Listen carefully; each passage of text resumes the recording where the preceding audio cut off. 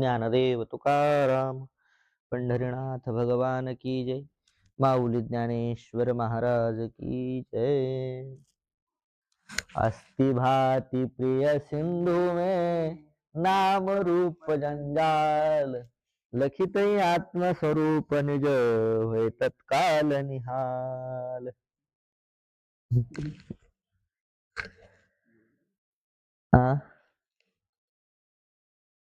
तर सांगा आता, प्रश्न असा आहे, व्यापार कशाला म्हणायचं? कोण सांगणार? सुवर्णाताई सांगा बरं, व्यापार कशाला म्हणायचं?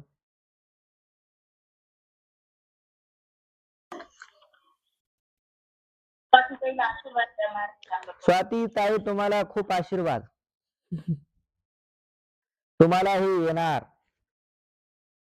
त्यांना आलंच, पण ते थोडस आता त्यांनी एक काम करायचं स्वातीताईनं, विचार सागर शिकत असताना विचार सागरातले शब्द वापरायचे. वृत्ती प्रभाकर शिकत असताना वृत्ती प्रभाकरात जितकं झालं त्याच्यापैकीच सांगायचं. आगाऊचं सांगायचं नाही, आगाऊची बुद्धी लावायची नाही. आणि जो विषय झालेला आहे तो वाचायचा, आणि जो विषय होणार आहे तो एकदा वाचायचा.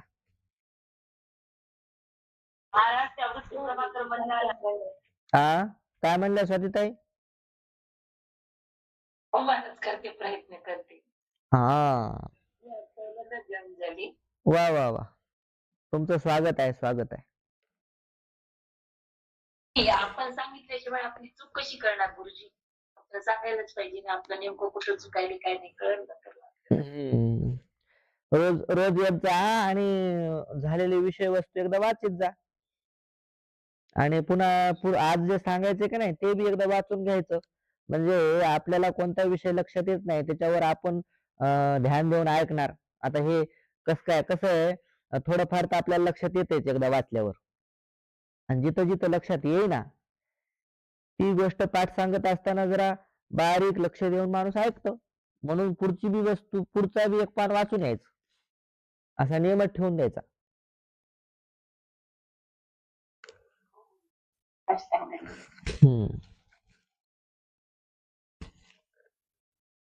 चला,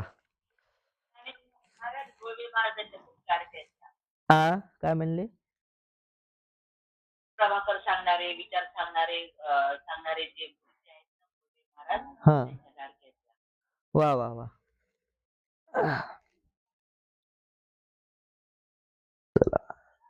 और श्रोत्रजन्य ज्ञान का जनक है याचे व्यापार है.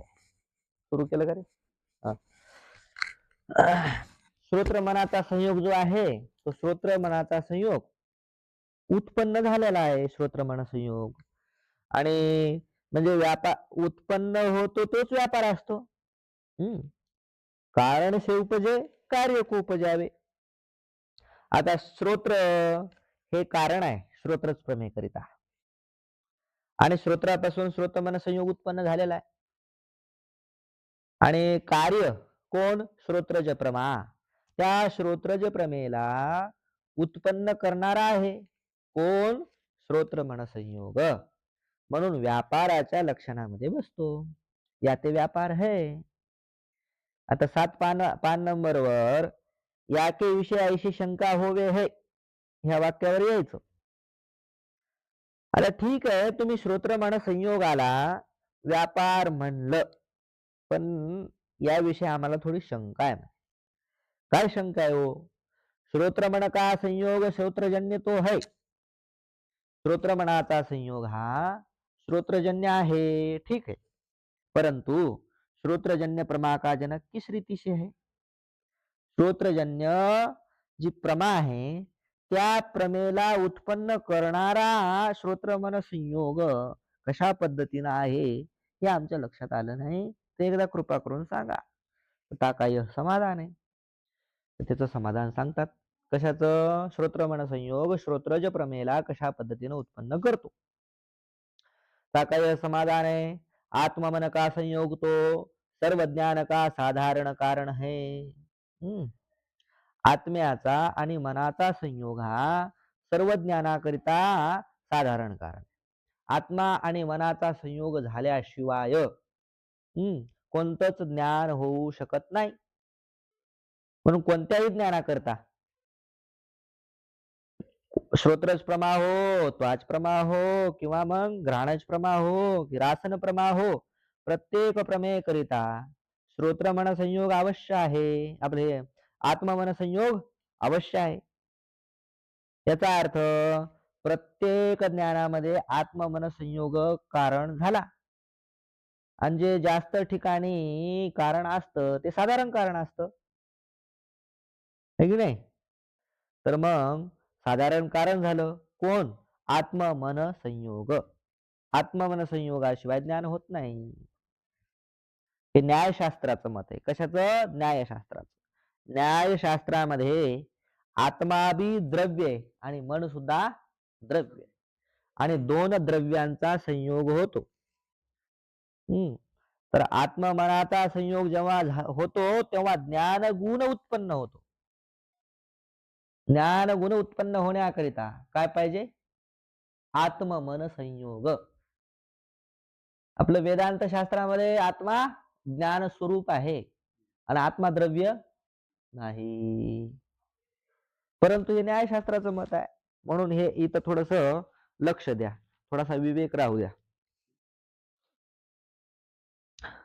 तर आत्ममन संयोग झाल्याशिवाय ज्ञानगुण उत्पन्न होत नाही. अर्थात आत्ममन संयोग हा सर्व ज्ञानाकरिता साधारण कारण आहे. यात ज्ञान की सामान्य सामग्री आत्ममन का संयोग है. ज्ञानाचं सामान्य सामग्री म्हणजे काय? कारण समुदाय. कारण सामान्य कारण आत्ममनाचा संयोग आहे. आत्ममन संयोग झाल्याशिवाय ज्ञान होत नाही. और प्रत्यक्षाधिक ज्ञान की विशेष सामग्री इंद्रियाधिक है. प्रत्यक्षाधिक जे ज्ञान होतात है ना, त्या प्रत्यक्षाधिक ज्ञानाकरिता विशेष सामग्री कोण आहे? इंद्रियाधिक. कारण इंद्रिय कोण आहे? करण आहे. प्रत्यक्ष ज्ञानाकरता इंद्रिय कोण आहे? करण. आता करण कशाला म्हणायचं? कारणाला करण म्हणायचं. कोणत्या कारणाला करण म्हणायचं? असाधारण कारणाला करण म्हणायचं. कोणत्या असाधारण कारणाला करण म्हणायचं? व्यापारवान असाधारण कारणाला करण असं म्हणायचं. तर मग विशेष सामग्री झाली. इंद्रिय करण झाल्यामुळं ते विशेष सामग्री आहे. कशाकरता विशेष सामग्री आहे? प्रत्यक्ष ज्ञानाकरिता. प्रत्यक्षादी ज्ञानाकरिता विशेष सामग्री इंद्रियाधिक है. याते श्रोत्रजन्य प्रत्यक्ष ज्ञान के पूर्व भी आत्म मन का संयोग होवे है, तैसे मन का और श्रोत्र का संयोग होवे है. त्यामुळं श्रोत्रजन्य प्रत्यक्ष ज्ञान जे आहे, श्रोत्रापासून उत्पन्न होणारे जे प्रत्यक्ष ज्ञान, त्याच्या अगोदर काय असला पाहिजे?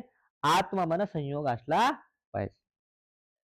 जेव्हा आत्ममन संयोग होईल तेव्हाच मनाचा आणि कोणाचा संयोग व्हायला पाहिजे? मग श्रोत्राचा संयोग व्हायला पाहिजे.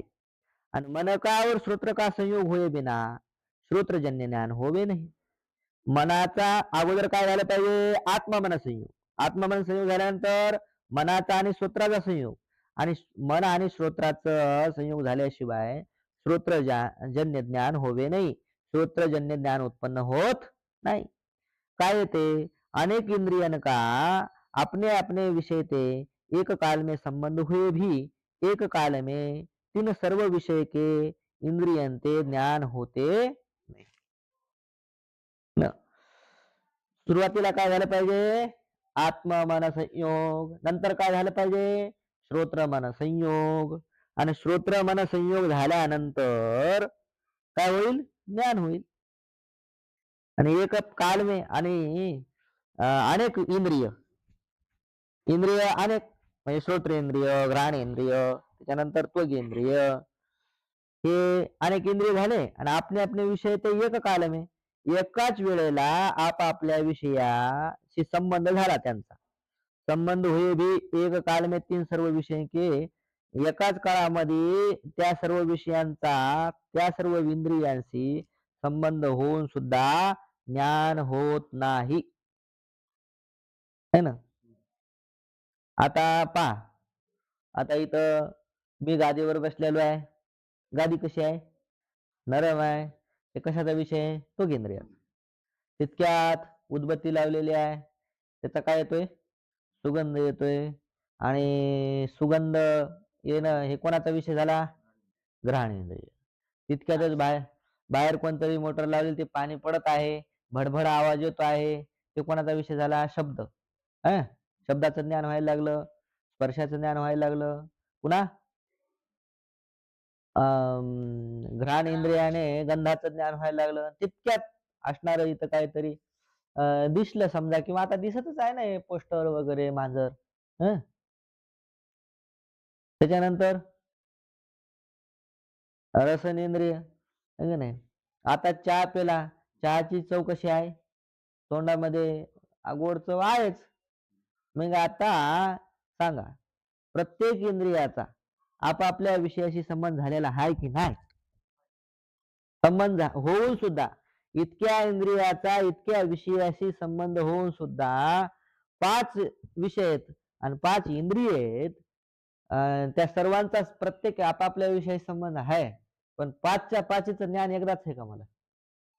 किंवा कोणाला, तुम्हाला बी एकदाच नाही, है ना? तेच सांगतात, एक काल में तीन सर्व विषय के इंद्रिय के ज्ञान होते नहीं, अनेक इंद्रियन का आप अपने विषय ते एक काल में संबंध हुए भी, अनेक इंद्रिय आणि आपापल्या विषयाशी संबंध होऊन सुद्धा एका काळामध्ये त्या सर्व इंद्रियाने ज्ञान होत नाही. कसं ज्ञान होत नाही हो? आणि होत नाही म्हणजे ज्ञान होतच नाही. कसं होत नाही? ताके विषय हेतू आहे. कसं होत नाही ते ऐका. त्याला एक कारण आहे. काय कारण आहे? मन के संयोग वाले इंद्रिय का विषय ते संबंध होवे तब ज्ञान होवे है. ज्या इंद्रियाशी, है ना, मनाचा संयोग आहे त्याच्या विषयीच ज्ञान होतं. त्या इंद्रियाच्या विषयातच फक्त काय होतं? ज्ञान होतं. इंद्रियाचा आणि विषयाचा संबंध होणं एवढंच ज्ञानाला कारण नाही. मनाचा आणि त्या इंद्रियाचा संयोग झाला पाहिजे. आलं का लक्षात? निस्ता इंद्रियाचा आणि विषयाचा संबंध झाला म्हणजे ज्ञान होत नाही. आता सगळ्याच विषयाचा संबंध आहे की नाही इंद्रियाशी? कानानं बाहेर आवाज यायला लागला, डोळ्यानं रूपही दिसायला लागलं, शब्द, त्याच्यानंतर गंधही यायला लागला, चवही कळायला लागली. पण जिकडं मन जातंय तिकडं ज्ञान होते. ज्याच्यावर लक्ष आहे, लक्ष असलं म्हणजे काय? मन असणं. ज्या इंद्रियाशी मनाचा संयोग झाला, हा मला बाहेरचं ऐकू येण्याची इच्छा झाली, मन तिकडं गेलं तरच ते आवाज येतो. मन सुगंधाकडे गेलं तरच सुगंध येतो. मन आता बसल्या बसल्या आनंद वाटला, अरे काय नरम गादी, तरच स्पर्शेंद्रियाकडे गेलं, त्वगिंद्रियाकडे, तरच स्पर्शाचं ज्ञान होतं. अर्थात इंद्रियाचा आणि विषयाचा संयोग हे ज्ञानाला कारण तर आहेच, परंतु नुसतं इंद्रिय आणि विषयाचा संयोग एवढंच ज्ञानाला कारण नाही. मनाचा आणि इंद्रियाचा काय पाहिजे? संयोग पाहिजे. तेच सांगतात. मन के संयोग वाले इंद्रिय का विषय ते संबंध होय तब ज्ञान होय. मनाशी संबंध असणाऱ्या इंद्रियाचा विषयाशी संबंध झाला तर ज्ञान होतं. मन से असंयुक्त इंद्रिय का अपने विषय के साथ संबंध हुए भी ज्ञान होवे नहीं. मनाशी असंयुक्त इंद्रियाचा आपल्या विषयाशी संबंध होऊन सुद्धा ज्ञान होत नाही. संबंध व्हायला पाहिजे तरच ज्ञान होतं. कोणाचा संबंध व्हायला पाहिजे? कोणाशी? मनाचा इंद्रियाशी आणि इंद्रियाचा विषयाशी. असं जर शृंखला असेल तर काय होतं? ज्ञान होतं. न्यायमत में परमाणु है. न्यायमतामध्ये मनाचं माप कसं आहे? परम अणु, अतिशय सूक्ष्म, लहान. सगळ्यात लहान माप काय? अणु. आणि सगळ्यात लहान मग कोण आहे? मन आहे. याते एक काल में अनेक इंद्रिय थे, मन का संयोग संभव ही नहीं. आता परमाणू आहे याचा अर्थ ते व्यापक तर नाही, सगळ्याशी संयोग व्हायला, है ना. सर्व मूर्त द्रव्य संयोगी जे असतं त्याला म्हणायचं व्यापक. हम्म. परंतु त्याला म्हणजे व्यापक म्हणजे विभू म्हणायचं. परंतु मन काय सर्व मूर्त द्रव्य संयोगी आहे का? नाही. म्हणून विभू नाही मन. विभू नाही म्हणजे कसं आहे मग ते परमाणू आहे. परमाणू असल्यामुळं एका वेळेला हे मन एकाशी संयोग करू शकतं. यात एक काल में अनेक इंद्रिय थे मन का संयोग संभव्य नाही. एका वेळेत अनेक इंद्रियाशी मनाचा संयोग शक्य नाही. इस हेतु ते अनेक विषयन का अनेक इंद्रिय थे एक काल में ज्ञान होवे नाही. या कारणामुळे अनेक विषयाचा अनेक इंद्रिया ते इस हेतु ते अनेक विषयन का अनेक इंद्रिय ते अनेक इंद्रियाने अनेक विषयाचं एका काळामध्ये ज्ञान होत नाही. अनेक विषयाचं अनेक इंद्रियाने एका वेळेत ज्ञान होत नाही. ज्या इंद्रियासोबत मनाचा संयोग आहे त्याच इंद्रियाच्या विषयाचं ज्ञान होतं. ही गोष्ट लक्षात ठेवणे. विषय कळतंय ना? स्वातीताई लक्षात येते का?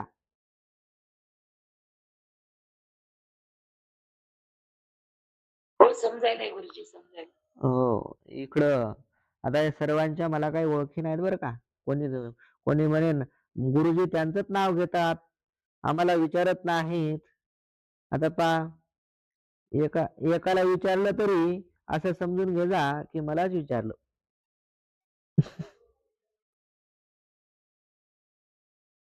पहा,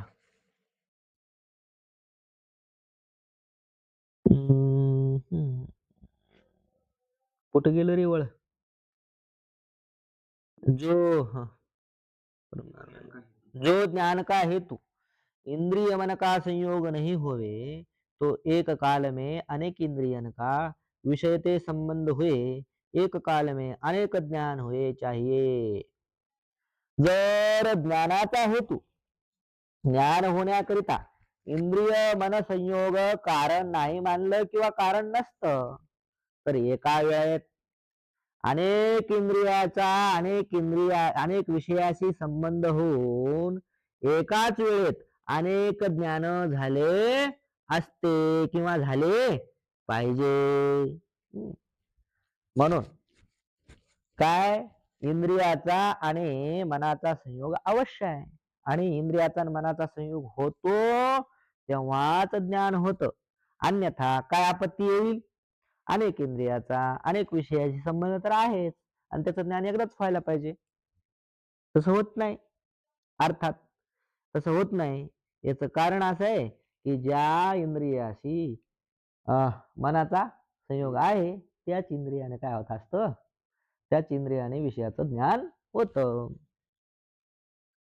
इस रीति से चक्षुरादि इंद्रियन का मन से संयोग चक्षुषादि ज्ञान का असाधारण कारण है.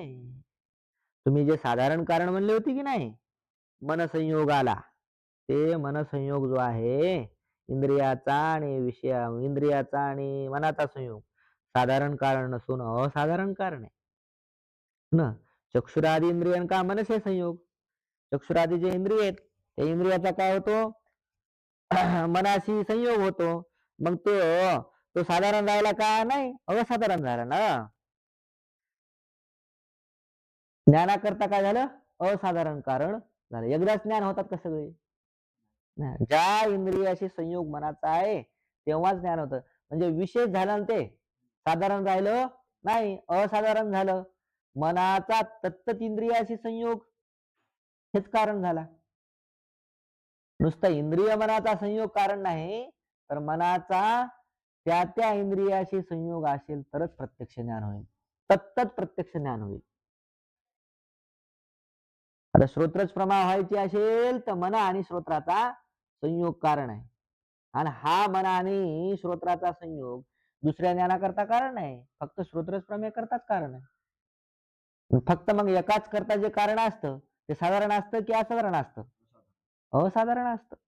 म्हणून इंद्रिय मन संयोग साधारण आहे असं ते मागं म्हणले होते. ते बरोबर आहे का? नाही.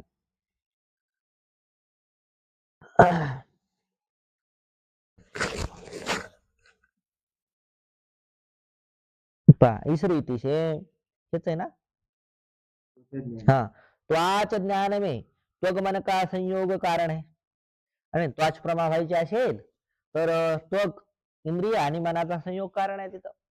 और रासन ज्ञान में रसना मन का संयोग कारण है. रासन ज्ञान व्हायचं असेल तर रसना आणि मनाचा संयोग कारण आहे. तैसे चाक्षुष ज्ञान में नेत्र मन का संयोग कारण आहे. चक्षुष ज्ञान व्हायचं असेल रूपाचं तर काय होणार? चक्षुष ज्ञान में नेत्र आणि मनाचा संयोग कारण आहे. और घ्राण ज्ञान में घ्राण मन का संयोग कारण आहे. घ्राण ज्ञान व्हायचं असेल तर घ्राण आणि मनाचा संयोग कारण आहे. श्रोत्र ज्ञान में श्रोत्र मन का संयोग कारण आहे.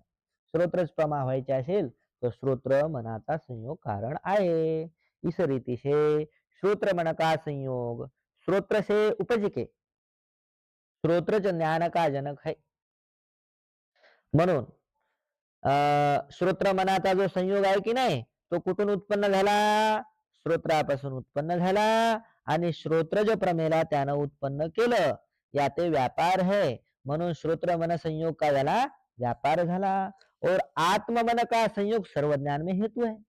आत्ममनाचा संयोग हा सर्व ज्ञानाकरता कारण है. या ते पहिले आत्ममन का संयोग होवे तिसके अनंतर इंद्रिय जन्य ज्ञान उपजेगा. ता इंद्रिय से आत्म संयुक्त मन का संयोग होवे है. फिर मन संयुक्त इंद्रिय का विषय ते संबंध होवे है तब बाह्य प्रत्यक्ष ज्ञान होवे है. पहा यात पहिले आत्ममन का संयोग सगळ्यात अगोदर काय होणार? आत्ममनाचा संयोग होणार. आत्ममनाचा संयोग झाला तरच काय होत असतो? ज्ञान नावाचा गुण उत्पन्न होत असतो. यात पहिले आत्ममन का संयोग होवे तिसके अनंतर जो इंद्रियजन्य ज्ञान उपजेगा ता त्याच्यानंतर जे इंद्रियजन्य ज्ञान उत्पन्न होतं की नाही ता इंद्रिय से ज्या इंद्रियजन्य ज्ञाना ज्या ज्या इंद्रियापासून जे ज्ञान उत्पन्न होत आहे त्याच्याकरिता ता इंद्रिय से आत्मसंयुक्त मन का संयोग होवे है. त्या इंद्रियाशी कोणाचा संयोग होईल? आत्म संयुक्त मनाचा संयोग होईल. नुसत्या मनाचा नाही तर कशाचा? आत्मसंयुक्त मनाचा संयोग. आणि फेरी मन संयुक्त इंद्रिय का? मन संयुक्त कोण मग? इंद्रिय. मनाचा आणि इंद्रियाचा संयोग होईल आणि मन संयुक्त इंद्रिय का विषय ते संबंध होईल आणि मन संयुक्त इंद्रियाचा पुन्हा कोणाशी संबंध होणार? विषयाशी संबंध होणार आणि संबंध होईल तर बाह्य प्रत्यक्ष ज्ञान होईल. कळलं का? पहिल्यांदा आत्ममन नंतर आत्मा आणि इंद्रिय मन आणि इंद्रिय आणि त्याच्यानंतर इंद्रियाचा आणि विषयाचा संबंध. इतक्या गोष्टी झाल्यानंतर मग काय होणार? विषयाचं प्रत्यक्ष होणार. रामकृष्ण हरी महाराज. बोला बोला. आत्मा तर असंग आहे त्याचा संबंध कसा होतो? आत्मा असंग आहे. आतापर्यंत या 2-3 पानात कुठे गेलं? किती पानं झाले आपले? 1 2 3 4 4 पानामध्ये आत्मा असंग आहे असा शब्द कुठं आला? मी आजच जॉईन झालो सर. मला थोडं समजावून सांगा. हा तर हा विषय न्यायाचा चालू आहे. हा ठीक आहे. तर तुम्ही वेदांतामध्ये आत्मा असंग आहे ना, हे वेदांताचा पक्ष घेऊन डोक्यामध्ये वेदांताचे संस्कार घेऊन तुम्ही इथं आला त्यामुळे तुम्हाला तशी शंका आली. तर हा विषय न्यायाचा चालू असल्यामुळं न्यायाची वेगळी प्रक्रिया असते, वेदांताची वेगळी प्रक्रिया असते. रामकृष्ण. रामकृष्ण.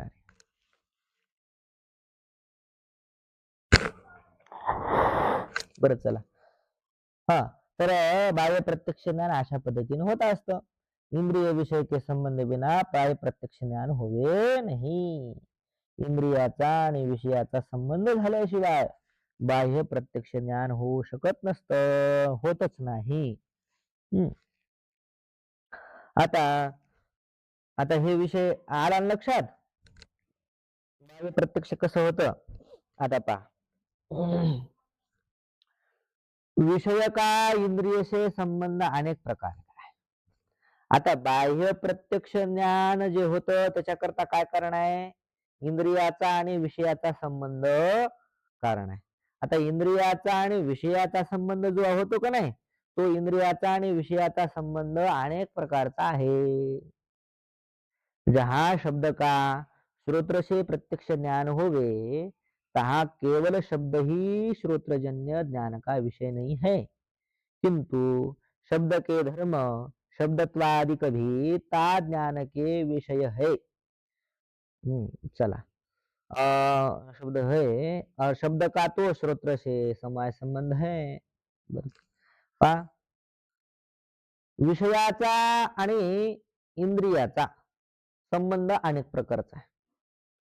आता आपल्याला कोणती प्रमा पाहिजे, श्रोत्रज प्रमा.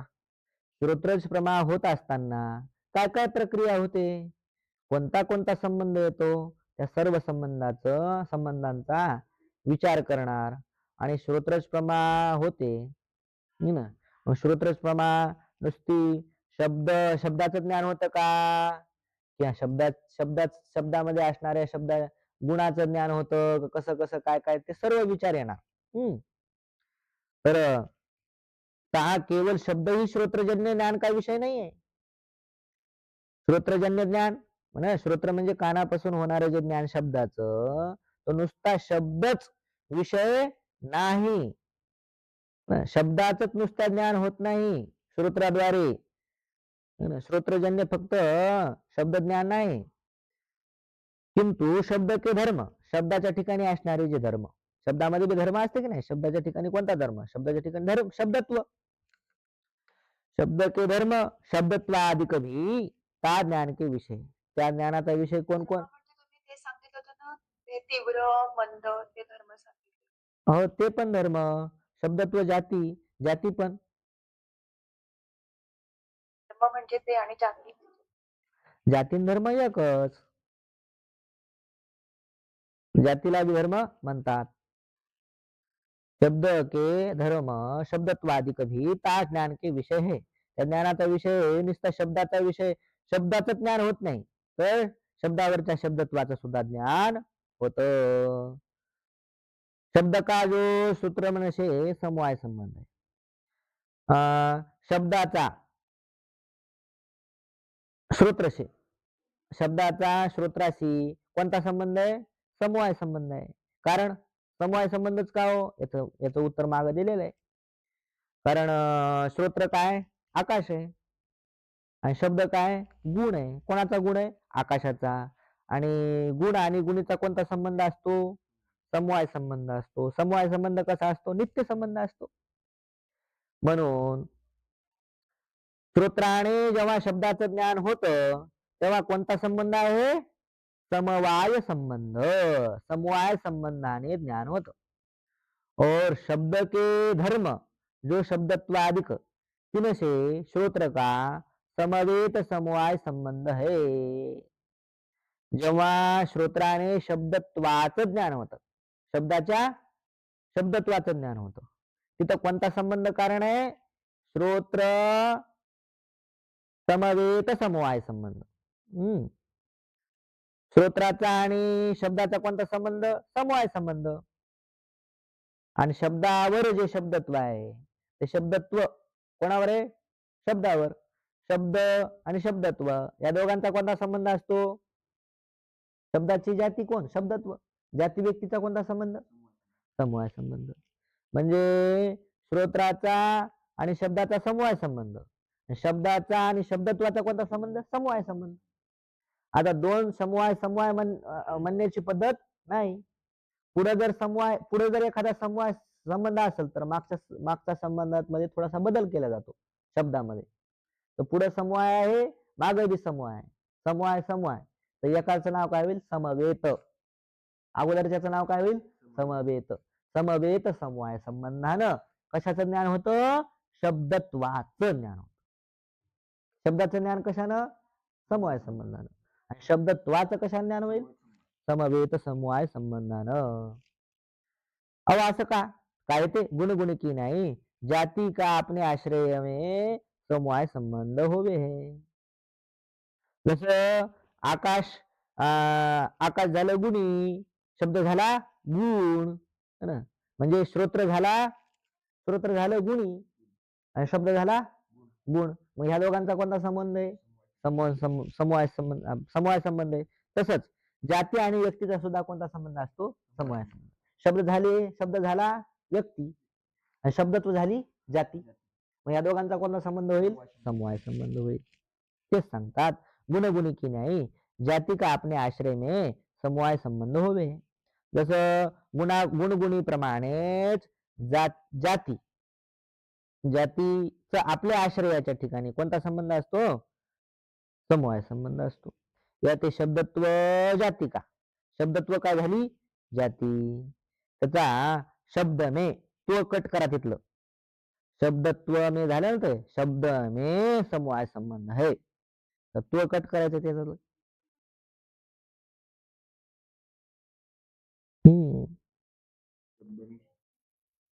शब्द में समवाय संबंध है. समवाय संबंध से जो रहे ताको समवेत कहे है. समवाय संबंधालाच दोन संबंध आले, समवाय तर एका संबंधाचं काय नाव होतं? समवेत होतं. श्रोत्र में समवाय संबंध से रहे जो शब्द सो श्रोत्र समवेत है. श्रोत्र में समवाय संबंध से रहे, श्रोत्राच्या ठिकाणी समवाय संबंधाने राहणारा कोण? शब्द. तो कसा झाला? श्रोत्र समवेत. आणि त्या श्रोत्र समवेत शब्द में त्या शब्दाच्या ठिकाणी शब्दत्व का, समवाय संबंध, समवाय होने ते. श्रोत्र का शब्दत्व से समवेत समवाय संबंध है ना. श्रोत्रेंद्रियाचा शब्दत्वाशी कोणता संबंध झाला मग? समवेत समवाय संबंध. का